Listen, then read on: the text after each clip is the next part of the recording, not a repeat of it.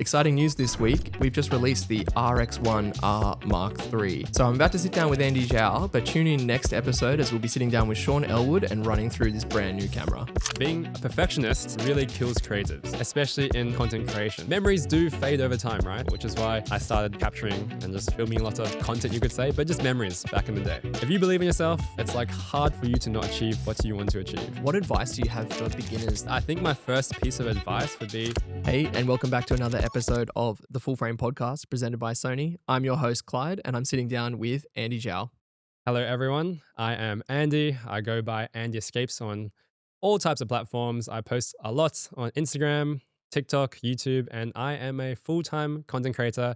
I love traveling. I love filmmaking, and that's kind of like my content. A mixture of trying to make really nice scenery, nice visuals, and also I'm a bit of a camera nerd and a nerd in tech as well. So I really like that aspect, and I just try and merge them all together. I wanted to start off with this question. What's one destination that you've been to that you would go back to again above all others? And what's a destination that you haven't been to but it's on your bucket list? Yep, so where I really, really want to go, and it's on my immediate bucket list, is Iceland. Yeah. So that's like one of the most... So you haven't been before? I've never been before. Oh. So yeah, so this is... First of all, it's like 30 hours from Sydney, like if you want to travel there. So it's very, very far. Yeah, you've got to tack it on to like another trip that you're already on almost. Exactly. You need to be in like London or something. So I'm in the midst of planning something in September, fun fact. But September, okay. That's what I'm trying to do. No, it's just so beautiful. And so that'll be autumn. It will, because people tell me that in September, it's less busy. Yeah, okay. Yeah, because wildflower season is kind of back in spring. I hope that's true. And winter's pretty dead. Winter is a rough trip, but that's where, look, hopefully there's less tourists and it will just be lots of fun. That'll be good. What are you going to do in Iceland? Are you doing like the ring road, or are you going to do like you're going to circumnavigate the whole island? I thought ring road was the same thing, but I'm going to try and go all around. Yeah, okay, sweet. And just trying to capture as much as I can and see as much as I can, because I probably won't go back unless, who knows, it's so far. It is really far away. Yeah. Somewhere that I'd like to go back to, which might be a slightly lame answer, is New Zealand. Mainly because I've been like to Banff, I've been to like Norway, and there's something about New Zealand, you get like so much proximity and you just have the whole place to yourself, which is really rare in my opinion. Yeah, okay. Like, for example, when you go to Banff, like everything's packed. When you go to like Yosemite, it's like a shopping mall at times, right? But there's just that isolation and beauty of New Zealand that I always enjoy. And I've been there like every year for the past like... South Island, mainly Queenstown? I've been to both, mainly Queenstown, but since 2017, I've been there every year, which is how much I like it. Yeah. You're not going to move there? I thought about it, but the economy in New Zealand is a bit suspect. Yeah, It's not a financial podcast, but I would consider it, maybe for at least like a period of time. Maybe I'll live both places as well. But or just travel. Oh, we can travel. We're very close. I'll think about it. What came first? Were you already shooting? Because I know I've been following you for since we've probably first met a couple of years ago. Yeah. What came first, creating or the travel first? Because obviously your content and traveling kind of go hand in hand, and they're obviously both grown over time. But what came first? So for me, it would definitely be traveling. But funnily enough, before that, my first instance of like using a camera was when I was 13. Yeah. And I was in high school. I was a year 7 student, fresh in high school, and there was a film fest. Oh, cool. And I was like, oh, I should try and participate. I'd make something really funny and hopefully engaging, and we'd win a few $100s. And yeah, okay. What ends up happening is I made a Man vs. Wild parody. That's funny. That's so funny. I entered it into the film fest, and we somehow won. Oh, sweet. Not because it was good, just because there was this little year 7 kid trying to be Bear Grylls. Yeah. And people thought it was really funny.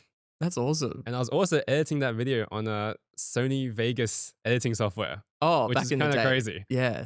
And that was like throwback. Yeah, my first instance. But then I guess I took a creative hiatus for that period of time. And I got back onto basically traveling for the first time once I took a gap year after high school, which is like after all the studies, I took a gap year. Where did you go in that gap year? So Funnily enough, the gap year started when I was actually supposed to go to law school. Like every Yeah, good okay. Asian kid, for example, law is a great thing to try and do to build your career. And I was there for a full 4 weeks. And 4 weeks, and then you're like, yeah, no. yeah, I just realized I was sitting in class. I was like, I can't chat to these people. Like, I'm just not that out there when it comes to, look, law is a very legitimate thing, but I'm just not very good at just speaking out of thin air in terms of like all these perspectives. I was like, what am I doing here? And Yep. then 4 weeks, I was out of there. And then I took a gap year. And Sweet. it was basically about, quote unquote, finding myself. Not really. But I just went a lot of traveling. Where did you go? I went to Europe. I went to my favorite, New Zealand. I also went to Japan. Okay, sweet. And looking back, like I had a whole year, I could have traveled so much more. But at the time, I was like just out of high school, didn't have that And you were much probably money. like, wow, this is a lot. Exactly. I was like, Yeah. oh my goodness, I had 2 weeks in New Zealand in a camper van for the first time. And I went to like Europe for like 4 weeks as well. And I just thought 4 weeks is pretty quick to do Europe, though. it was pretty quick. I just went to some very iconic places, but just learned a lot about the world, picked up the camera the whole way along the way. And the whole purpose was just for me to try and document my journey. Yeah. There was no, like, I posted videos on YouTube. They weren't really good. But it was just nice for me to just look back on, like, Yeah. show my friends. Yeah, and you're doing it for family. you as opposed to creating something for an audience. Yeah. Exactly. Yeah. I did post on YouTube and there was some hope that, oh, maybe I could be a cool YouTuber like Sam Calder, who was all the rage back in like 2017, 2018. Yeah. But that's when I first started, yeah, just using a camera, capturing my travels, and it just never stopped. And I just really enjoyed just capturing it for myself because memories do fade over time, right? And just being able to like capture a glimpse of what you saw and look back on the future, I just think that's really special, which is why I started capturing and just filming a lot of content, you could say, but just Yeah. memories back in the day. Yeah, it is funny when people call it content because obviously you're looking at it from a creator's point of view and Yeah. you are making something for an audience. But for you personally, like, yeah, do you call it content?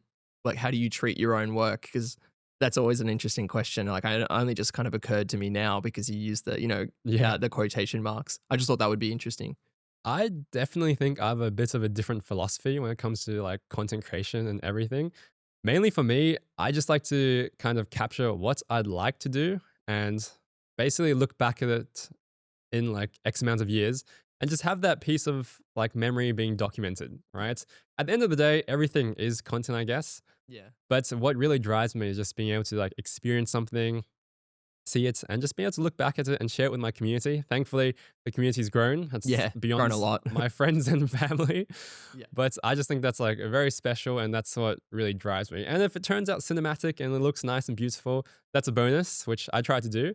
Yeah. But at its core, it's all about exploration, all about trying to basically explore the world and just create some memories that I can look back on, which is Yeah. kind of wholesome. But deep down, I guess that's what it really is. No, I really like that as opposed to being content forward, you're kind of creation forward in a weird way of kind of putting it. Yeah, well, you always have to consider that as a content creator as Yeah, well. yeah, because obviously you've turned it into a career as well. A little bit. And we can talk about that a lot more. But I am a bit particular when it comes to basically making sure I do stuff that I really want to do. Because, like you are a very professional photographer, videographer.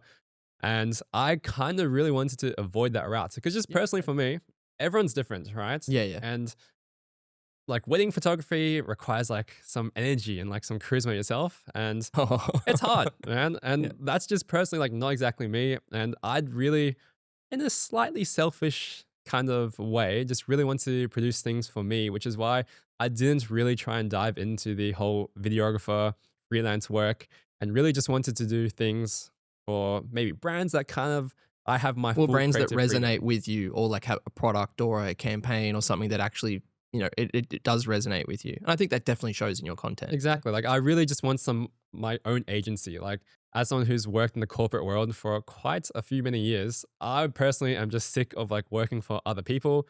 That being said, I technically do still work for other people, but I have just a lot more agency and a lot more control of what I can actually do. And that to me is like really fulfilling instead of like being a cog in someone else's wheel, for example. But Yeah. again, everyone is different and Yeah. there's no right or wrong way about this. Yeah, and I think it's interesting chatting with you because you've kind of jumped ahead of the curve in the sense where some people spend years and years working as a commercial photographer or videographer, and then they start creating what they want to create when they, start working with the brands they want, or they have the ability or the freedom to start working on their own personal projects. Whereas it's interesting for you because you've kind of gone almost like a shortcut in a way because, like you said, you have your own agency and you wanted to work on projects that resonate with you. So I found that really interesting because, yeah, I feel like a lot of people take a long time to finally kind of get to that point. Like I've shot weddings for 4 years and now I'm pivoting to kind of shoot the stuff that I want to shoot. So it's just interesting kind of like hearing that you can take that leap ahead of time. Absolutely. But that being said, I did work in the office for a long time to save some money to kind of bridge that gap. Because, like you said, doing stuff for other people, obviously, it helps you survive, right? It's like you need to be able to make money in this world to eventually chase your passion or do something, whatever you like to do. It takes some type of capital, right? Yeah. So it's not like I was just in high school and I decided, oh, I'm going to make cool videos and get all the brand deals I want. That's not exactly what happened. Yeah, yeah. But there is some work behind the scenes for everyone at the end of the day. Yeah. So why don't we talk through that process of, you've submitted to the film festival, won, then you started uni, decided that you would then pursue a different corporate job. Talk us through that and kind of how that's transitioned to where you are now. Yep. So I took this gap year. I had an amazing time.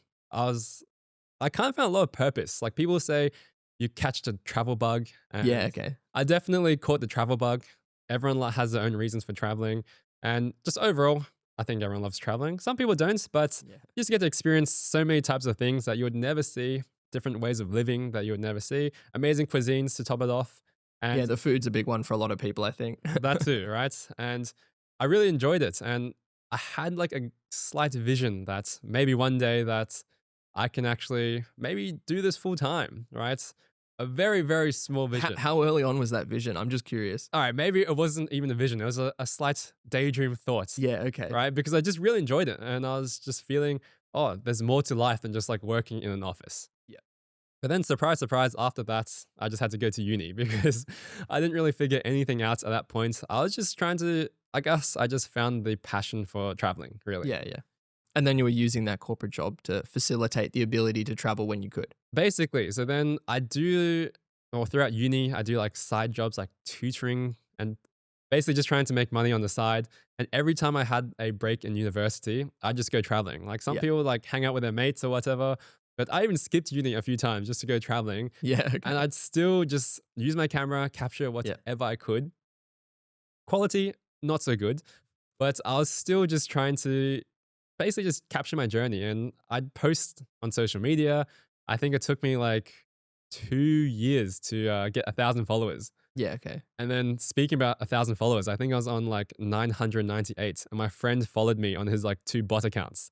That's so funny. That's so funny. So yeah, it was a long road during uni basically. And then maybe like my third or fourth year of uni, COVID happened. Yeah, that would have put a bit of spanner in the works for travel. Yeah, so there was no traveling. I accumulated so much footage. And then it was just the perfect time to just start posting. And that's when like TikTok was taking off a lot more as well. And I just tried to like share some different travels, edit my old footage. And you had time to edit, I'm guessing as Yeah, well. finally, because I was doing full-time uni. I was learning like computer science. I was like coding all the time, not exactly editing videos or filmmaking. Yeah. So I finally had some time, started putting some stuff out there. And then the TikTok started like taking off in like 2020 and Instagram kind of followed a little bit later. But that's when everything started moving and I got some like first brand deals. And I kind of took it seriously since 2020 all the way until now, just trying to build a community, build the follower base, and just trying to make better content ever since then, which is basically what led me to where I am today and having brand deals or what's not. So that was kind of the journey throughout that whole time period. So, where was the point where you're working full time? Where was that kind of transition where you went, you know what, actually, I need to either A, leave the full time job, or B, do I keep juggling it for as long as possible? Like, where was that moment where you were like, all right, this is legit. I can make this happen. Yep. So it kind of happened gradually. I think I'm someone who's a bit more, I'm very risk averse, right? It's like, I don't like to have the prospect of not making enough money and like relying on my family. Like for example, this person personally, like after 18, I just never asked my parents for money. Right? They supported me here and there, but that was kind of like the process. And I think the first time that I thought this was remotely possible was when I was in like 2 years from graduating university. Yeah. And I So got what's that, like 2020? 2022, 2023. I was like 23, 24 as well. And I received a $10,000 brand deal. Oh, And I was just like, oh my goodness, yeah, I'm okay. making a few videos here and there and I can get paid this much. Yeah, okay. And in the grand scheme of things, only made like maybe 50 to 70K that year. It was still a fair amount, right? Like Yeah. you can Well, I mean, take that's normal for most people. exactly, Yeah. right? But this was like a few years removed. And I was thinking, wow, maybe I can actually take this Yeah. somewhere, right? But at the same time, as someone who's been in uni for 4 years trying to be a computer scientist, Yeah. like people who do software engineering make like six figures, right? So Yeah. in my perspective, I was like, that's great and all, but I'm not going to be able to like compare this to something I've spent literally 4 years in hex debts. Yeah. I still have hex debt thanks to my degree, Yeah. and it just didn't really weigh up. Yeah, okay. So So did you just kinda, like, prolong it at that point? You were saying, you stay in the job and just ride it out and see how long? Like yes, like, talk us through that, like, yeah, because so I feel like a lot of people are gonna be interested in your story. yeah, so at that point, like I started basically after graduating university, I was making some money, maybe like 50, 70K, which is great and all. And then I went into full-time work and I just started the job really. Yeah. I tried to do everything I could to try and maintain both things. It came at the cost of some of my social life, I would say. I edited videos practically every day. I don't know how long now I've been editing videos every single day, but it's been a while. Yeah. And I basically was doing it for the passion, was doing it to try and eventually get out of my full-time job. And my first year working as a full-time like software engineer, that was the same time that actually Sony reached out to me Yeah, to okay. put me on a trip.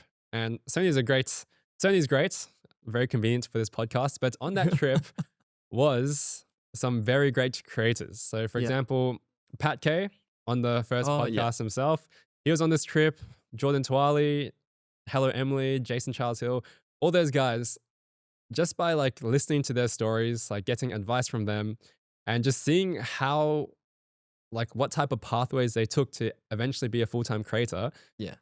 that's was kind of like a defining point to me where I really thought, wow, I could actually do this no Yeah. matter like Because what's because you can see people that have paved the way as well. exactly. Yeah. And if you're watching this podcast right now, you're in the right place because Yeah. genuinely, like hearing other people's stories, Yeah. like it really made the world of difference to me. Like at that point, even though I was making like 70K, that's like a normal salary.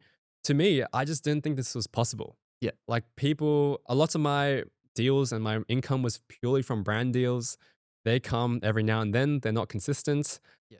The only thing I ever knew was just being a full-time employee. And so just hearing those types of stories and like little tips and tricks, and they never asked anything from me back. They were just Yeah. more than happy to like share their wisdom with me, and really just listening to these people was what gave me the inspiration and the belief which I could truly become a full-time content creator. Yeah. And that's really priceless because I firmly believe if you have confidence in yourself, if you have 100% belief, I don't know if manifestation is real. Maybe that's along the same thing. But Yeah, yeah. if you believe in yourself, it's like hard for you to not achieve what you want to achieve. Especially like because you were talking about being really consistent, editing every day, putting in the hard work. Like it does pay off, even if it's a really long process. Absolutely. And I think a lot of my other motivation was just purely on the fact that I was like 23, 24, and I'm sure people share a similar vision, but I was going to the office, the sky was beautiful, the weather was great, and I just was feeling like, why am I like this young, just stuck in the office like every single day? Yeah. And just that desire, like we mentioned before, I had the travel bug, that desire to go outside. I love catching sunrises. I love just like Yeah. experiencing the world. That drive in itself was like enough for me to just post a video, edit a video, because I thought every single video I made and edited, that was like one step closer for me to ultimately quitting my job eventually. Yeah. Okay. Yeah, I feel like it's been a very long process, but it's been very, like you said, safe in Yeah, the for sense. sure. But it's like that time old analogy with like the tortoise versus the hare. It's like even small progress compounded over a long period of time is more than a really fast, short stint with a lot of burnout. Exactly. Yeah. And I want to preface all this saying, like we kind of discussed this before. Mm. I'm someone who did not want to become a videographer or like basically shoot different types of videos for other people. And that's definitely something that prolonged my journey. If, however, I was more open to that, you can realistically go full time in like content creation or just being a creative and basically being like a freelancer in a lot shorter span of time. Yeah. It's because I was like hell bent on this like corporate life. I had like I had lots of different influences in my life. Everyone I knew around me was being some type of like 9 to 5 employee. And so that really kind of delayed my own purpose. Sorry, my own process. Yeah. If I really wanted to like quit my job, let's just say when I made like 50K even, right? I probably could have been a full-time content creator. Yeah. I would not have made much money, right? But looking back, I feel like that could have definitely been possible. And I don't have any regrets at all Yeah. because Okay. I think even going to a corporate world, you do learn a lot about yourself. Yeah, and But also a lot of I would say a lot of the other skills that you need to exactly. to really be a creative as well. Yeah, like just being professional, right? Replying to emails, just Yeah. small things like that, right? Yeah. But I'm just trying to preface this by saying it's not, it took me like 4 years, but that's because I had so many other circumstances and everyone has their own situation. And if you really want to be a creative, go full time, it really does not take that long. So Yeah. I know my story might sound a bit slow, but there's lots out there that you can do Yeah. to help But you achieve your goals. it is exciting. I think about that all the time that, you have this camera in your hand and you get access to things that other people will never get access to because you have the camera. And you can go places that other people can't go because you have a camera. And I think about that all the time in the sense that like, yeah, it's crazy that this thing that you practice and you have the discipline to get really good at can take you like anywhere. So I really like resonate with when you're talking about like the mindset of, if you're motivated enough and you want it enough, it is possible. But also, I would say like this opportunity in this day and age of being a content creator, just like making money on social media, this didn't exist like even 10 years ago. Like Yeah. maybe like the first founding people, maybe Marquez Brownlee or like Sam Calder, they might not even have been around 10 years ago. And Yeah. the fact that we have this opportunity in this day and age to even make money through social media is just an incredible opportunity. I firmly believe, even if you're a freelance creative, even if you don't want to put your face on social media, Yeah. it benefits your business. Like, Yeah. I was going to touch on that a bit later, but we'll dig into it now. regardless, like, Yeah. get on social media. There's just so much opportunity. Use a camera, talk to a camera. There's never been a time like this to pursue your passion. Yeah, because I was going to ask anyway. I think your online presence and the brand you've built for yourself is really engaging and consistent, and I feel like you've really mastered your own brand identity. How do you pump out so much good stuff? That's my other question. Oh, thank you very much. Yeah, Well, first of all, I am a bit of a nerd at heart, if you can't tell. And I think you really need to spend a lot of the time, more time in order to save time. yeah, So, little things from just having like the correct file management or having the correct keyboard shortcuts so you can edit videos faster. yeah, Like, obviously, you have to learn that. And you don't, like, if I give you keyboard shortcuts, you're not going to edit videos faster instantly. It takes time to invest in yourself, set things up in a way which will take more time to make sure you can end up editing videos faster. yeah. So that's like some kind of like technical advice. I've even recently gone to the lengths of making keyboard shortcuts so I can reply to emails fast and it will Really? automatically go to ChatGPT, give me some recommendations on what to write, and I can paste it in Wow. somewhere else. Okay. Little things like that. But I think the second thing that's probably more important is that being a perfectionist really kills creatives, especially in content creation. Because at the end of the day, every type of creative, professional photographer, or whatever, you have an innate desire to try like impress your peers, Yeah, right? So, like a lot of your friends who you make content with, like they also use a camera, right? And you're trying to and impressing them is way harder because they're also really good at what they do. absolutely, right? And that kind of like creates this mindset that once you've made your video, there's like a million different things you could probably improve. You could probably spend hours editing a video just because you want to like impress other people that are very technically sound at what you do, right? And if you go down this like perfectionist route, you could easily spend 3, 4 hours editing like a 15-second reel, Yeah. Yeah. right? And I've made it a conscious effort to try and like time box that. And Okay. So you're putting a time limit on your edits yeah, specifically? I think so. Like, I'm not very strict with it, but I usually never spend more than 2 hours on a single reel. Yeah. Okay. But that's probably also healthy for your own personal life outside of socials as well. Absolutely. Yeah. Like, obviously, if it's like a paid gig, I'd probably like spend a little bit more time. But it's just like an example, if you get your video to like 80% of where you want it, maybe you want to add like some fancy subtitles. And doing fancy subtitles takes ages.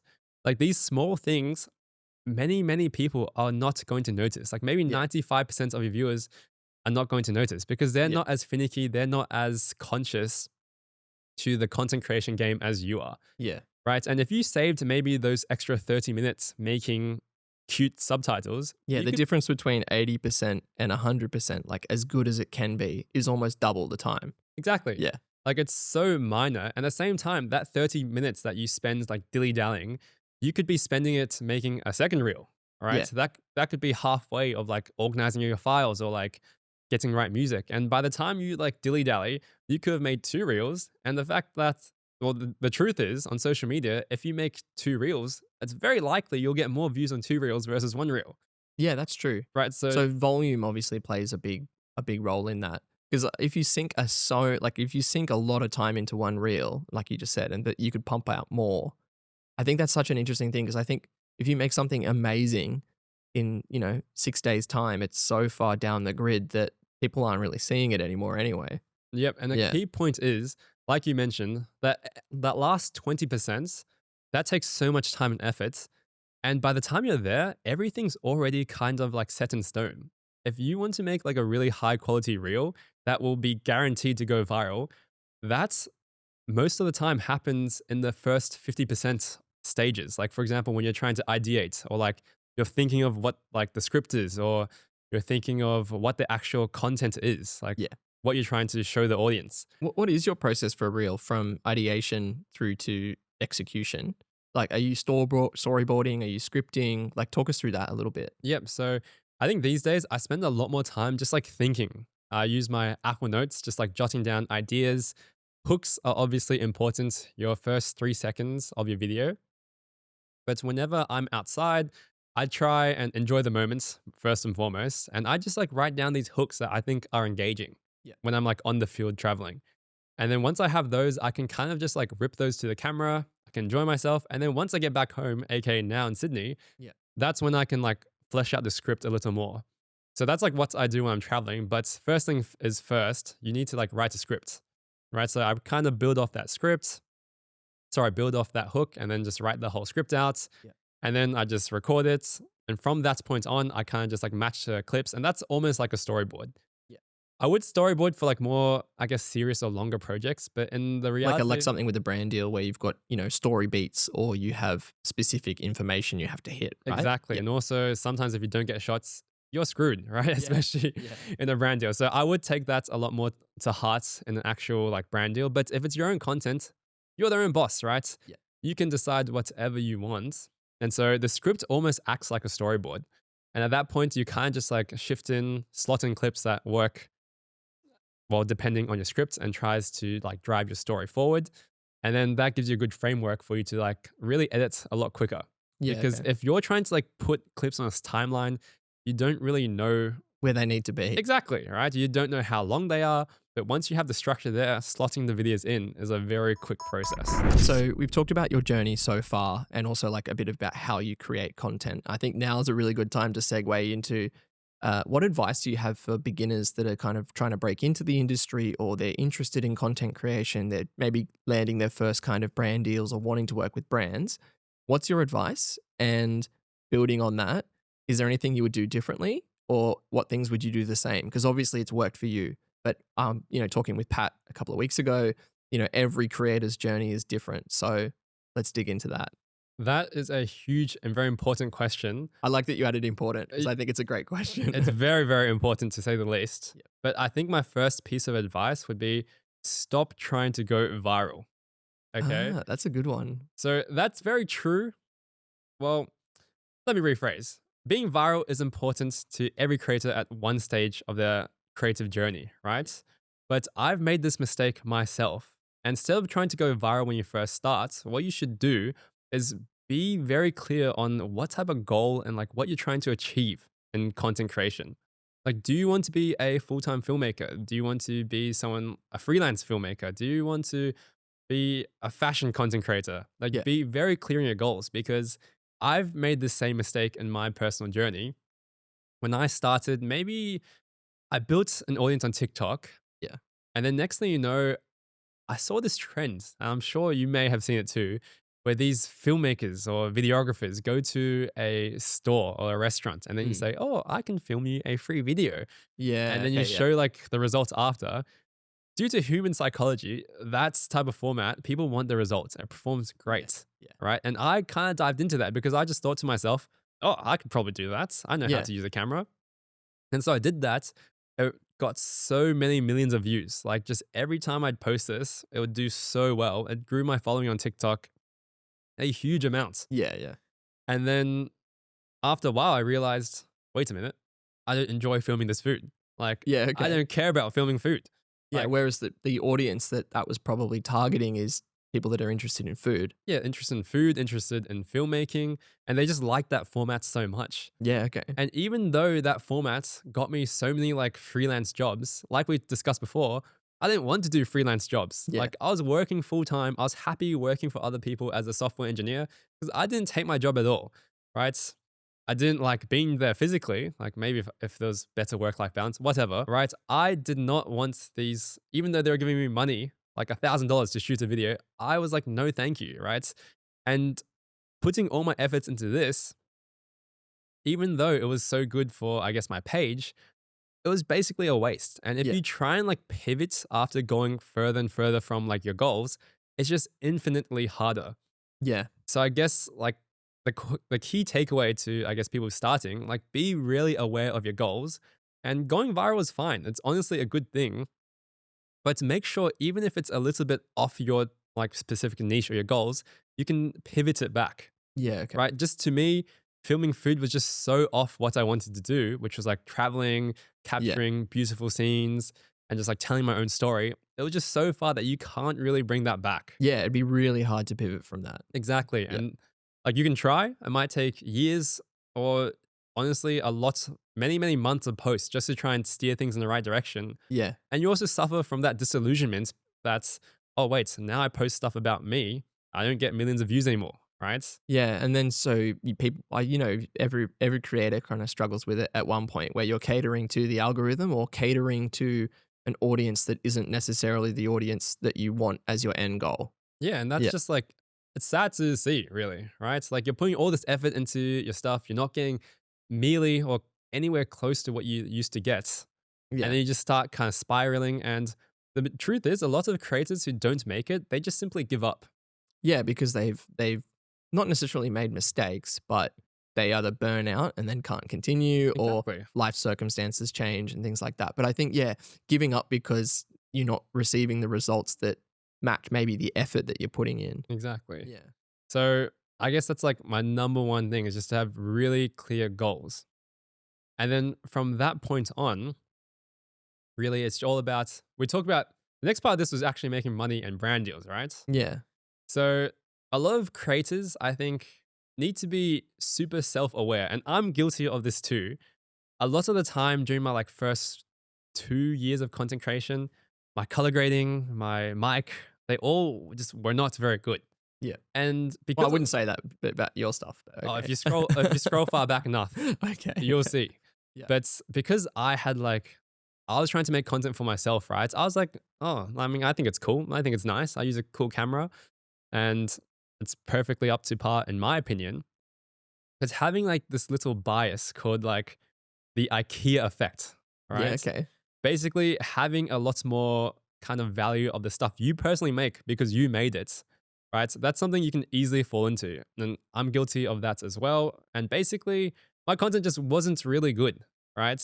It's only until I listened to some of my friends who told me, use a better mic or actually invest some time into learning color grading, which is when my content like actually got better and kind of also coincided with when I actually started getting some more brand deals because Yeah, okay.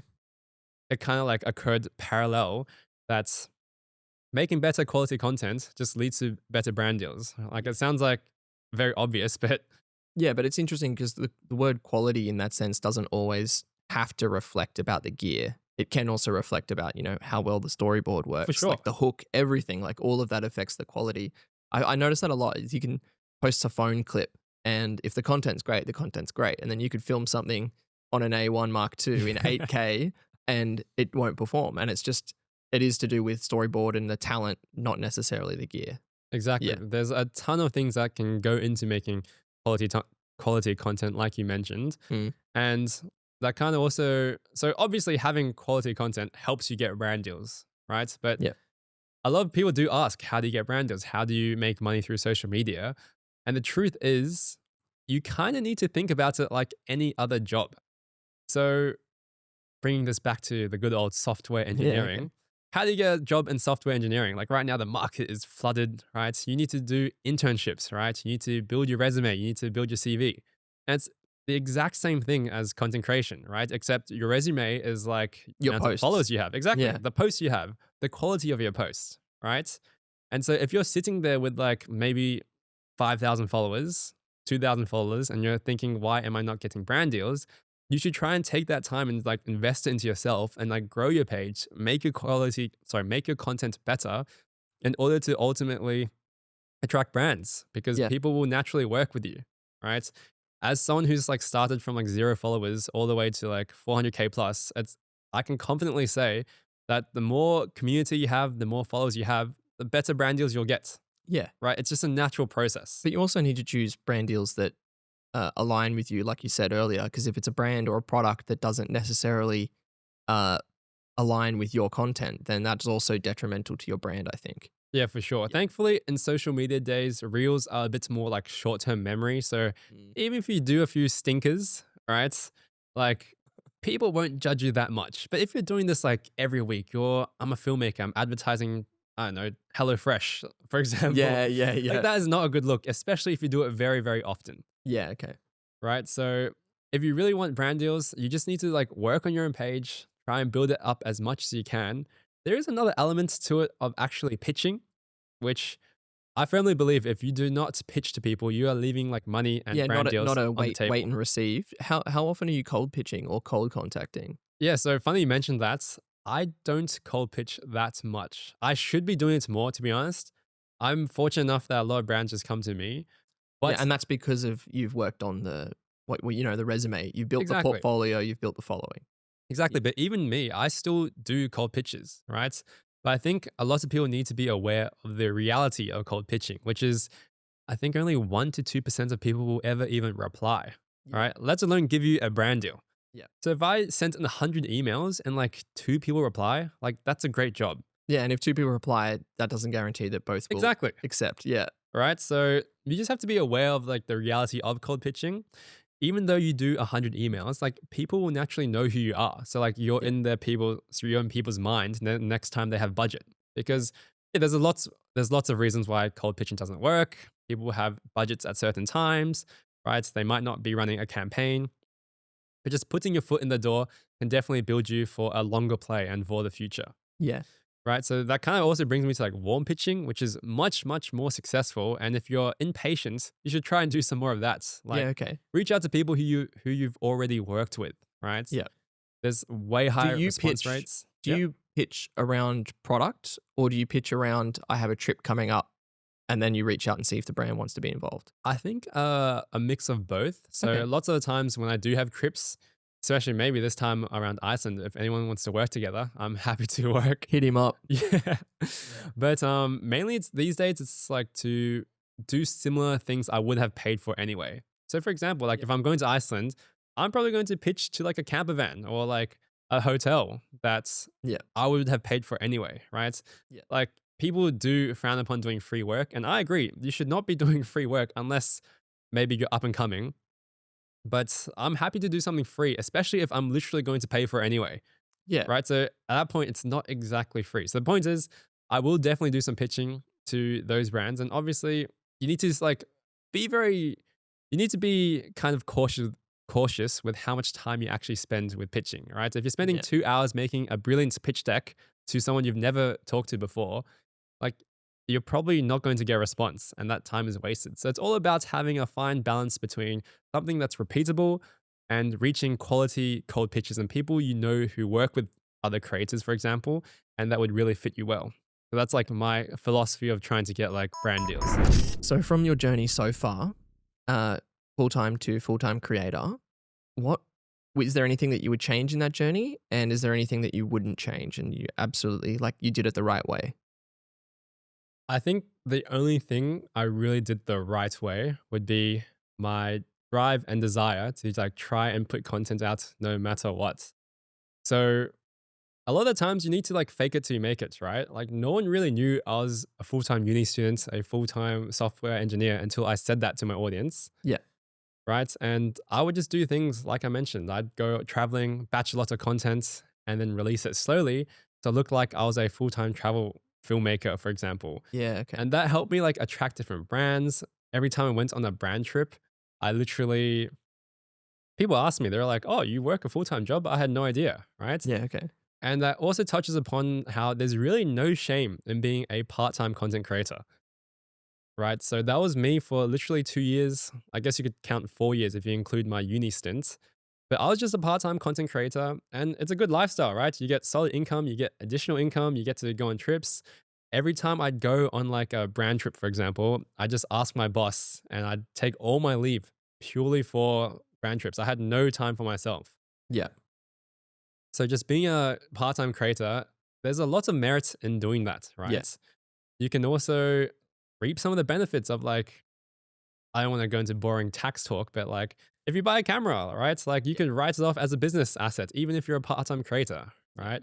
And there's really no pressure. Everyone has this like glorious image of being a full-time content creator, It's which so much work. yeah, which is cool and all, right?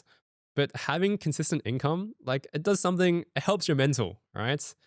And even in saying like being a full-time content creator, let's just say I made like 50K back in the day. I wanted to go full-time content and that maybe I'm struggling to meet my ends. Like you can literally drive Uber at nighttime to try and supplement your income, right? There's ways to do it. There's tons of ways to do it, right? There's no shame in being a part-time creator, holding onto your job, right? Especially if you have like different financial commitments. I would highly recommend being a part-time creator and just taking the leap whenever you feel is right. Yeah. Is there anything you would change? That's a really good question. I think I have made a lot of pivots. So, like I briefly mentioned, I did that whole food stint, right? That was not a good idea. Thankfully, what I did do, right, is on Instagram, I never shared those food videos. And now my Instagram Ah, page okay. is a lot stronger than my TikTok page is, right? If you're like a filmmaker, it's a lot harder to be on TikTok, right? So, in terms of that, that's something I definitely did wrong. Something I did right, in my opinion, is that there was like a big craze. Like I really got into flying like FPV drones. It was really Yeah. new. Yeah. It was really interesting, right? But I could have easily like tunnel visioned myself into where the virality was at.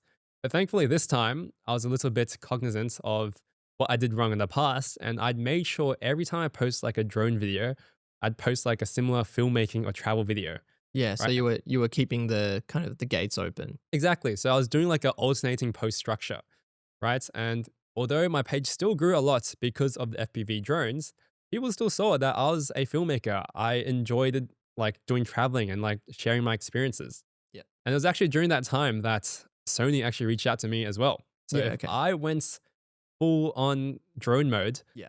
I probably wouldn't be here right now. I probably Yeah. would be stuck in that drone tunnel vision, flying drones, which is nothing wrong. If you want to do that, go ahead. But I just think there was like more to life than just flying drones, in my opinion. Yeah. Yeah. You saw FPV as a tool for your brand and your filmmaking rather than the be all and end all. Exactly. Yeah. Right. And I'd just like to say, I don't have any regrets in my journey, but I will say you could And I could have realistically quit my job a lot sooner and kind of just like branched out and lived like the full-time content creation life, right? Yeah. I just had so much fear in terms of maybe not like being able to make my ends meet, right? Maybe my brand deals are going to dry up, right? Because hypothetically, right now, people could stop messaging me tomorrow, right? I could Yeah. hypothetically not get a brand deal for 2 months. But like some very important advice, which I actually heard from a JB Hi-Fi sales reps, right? Someone who's like on the top of the chain at JB Hi-Fi. Yeah, okay. The truth is, past performance is extremely indicative of future performance. Okay, so if you're at JB Hi-Fi, right, and they're buying phones for people, right, so they know exactly how much to order because they've done it in the past, and the trends are very, very similar. Yeah. And it applies to like this nature of content creation or even being a freelance filmmaker. If you make like $100,000 through brand deals last year, it is more than likely you will do the exact same, if not more, if you're putting in the same inputs. Yeah.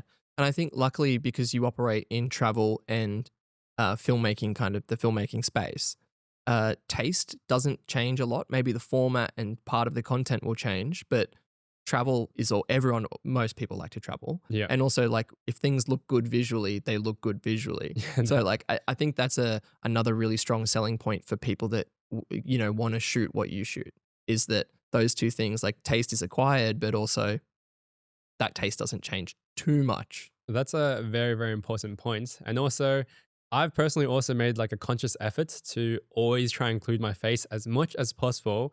And I know like filmmakers, people behind the camera, they shy away from that, right? Yeah. It's very natural that you're behind the camera. Yeah, I So absolutely hate it. exactly. So you just stay there. But something that I also made a very important effort on, which is something I guess I did do right. I can honestly do this more, which is try and build my personal brand.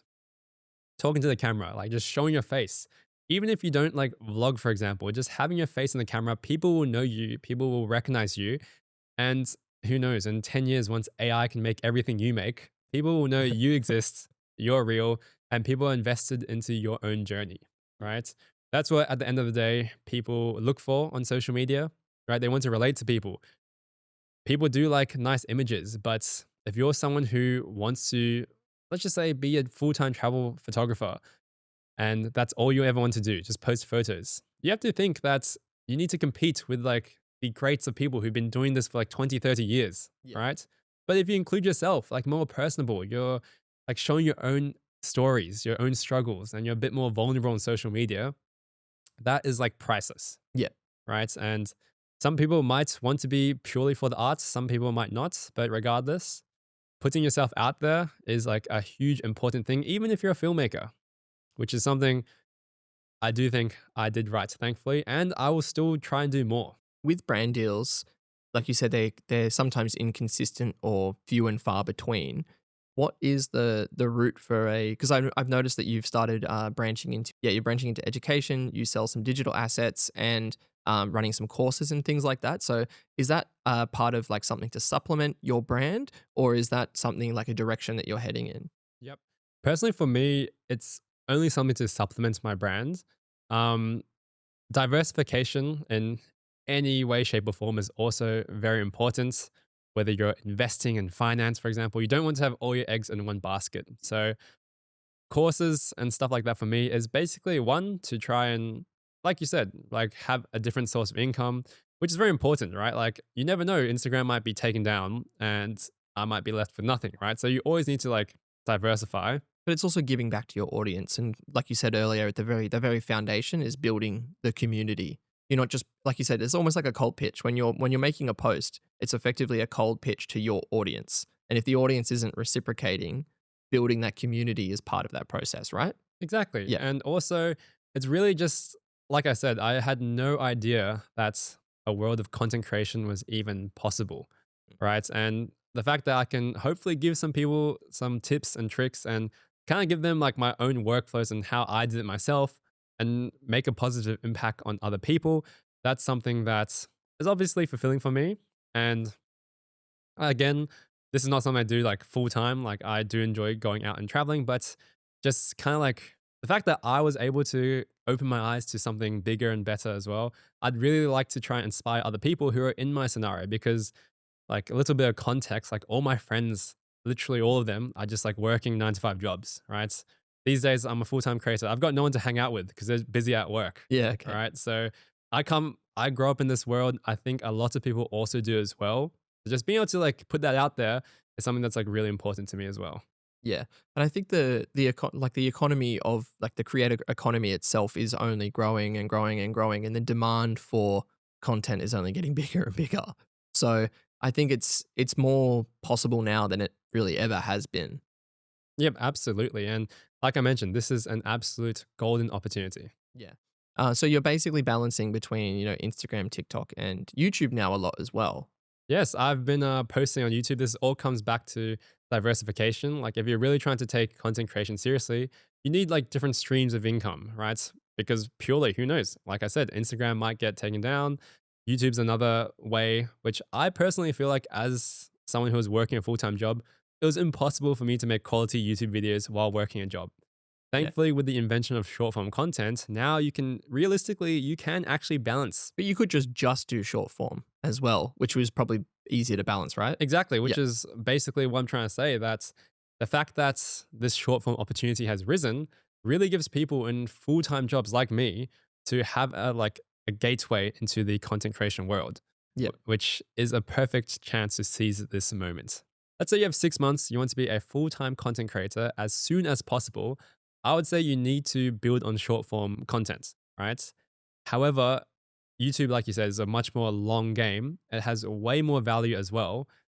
And if you have time to invest into a longer game that will bring you very, very fruitful results, YouTube is the way to go because people just have more rapport with you. You have Well, they more feel like they're getting one-on-one time with Andy. exactly. Yeah. And like the fact that they spend more than 10 seconds watching a video, Yeah. they know who you are, right? They trust your recommendations more.